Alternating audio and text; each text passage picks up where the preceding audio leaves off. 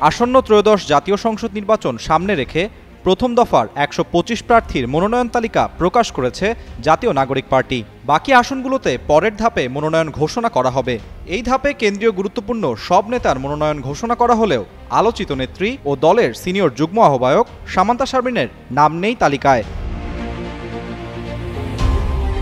বুধবার সকালে রাজধানীর বাংলা মোটরে এনসিপির কেন্দ্রীয় কার্যালয়ে আয়োজিত এক সংবাদ সম্মেলনে এই তালিকা ঘোষণা করেন দলের সদস্য সচিব আক্তার হোসেন। অনুষ্ঠানে দলের কেন্দ্রীয় ও বিভিন্ন পর্যায়ের নেতাকর্মীরা উপস্থিত ছিলেন।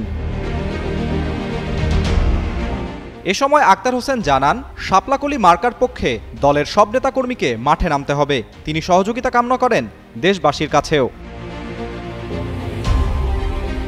সামান্তা শারমিন এনসিপি গঠনের শুরু থেকেই ছিলেন নেতৃত্বের প্রথম সারিতে। দল গঠনের আগে তিনি জাতীয় নাগরিক কমিটির মুখপাত্রও ছিলেন। শোনা যাচ্ছিল এবারের নির্বাচনে তিনি রংপুর ১ আসন থেকে মনোনয়ন চাইতে পারেন। সামান্তা শারমিন ও তাসনিম জারা এনসিপির অনেকটাই ভ্যানগার্ড। দুজনই দলের নেতাকর্মীদের ব্যাপক আগ্রহের কেন্দ্রবিন্দু। তাদের বিষয়ে জনমনে রয়েছে ইতিবাচক দৃষ্টিভঙ্গি। এছাড়া এবার এনসিপি মনোনয়ন দিয়েছে তাদের ১৪ নেত্রীকে। কিন্তু শেষ পর্যন্ত সেই তালিকায় নাম নেই সামান্তার। এ বিষয়ে এনসিপির যুগ্ম সদস্য সচিব ও দলটির মিডিয়া সেলের সম্পাদক মুশফিকুস সালেহীন যুগান্তরকে জানান, সামান্তা শারমিন নির্বাচন করতে আগ্রহী নন। তিনি ভোট করতে আগ্রহী হলে পরবর্তী ধাপে তার নাম ঘোষণা করা হতে পারে।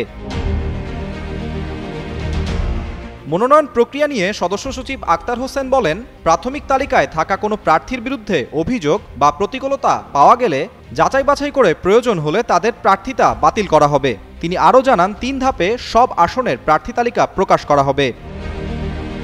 আরাফাত ইসলাম, যুগান্তর নিউজ।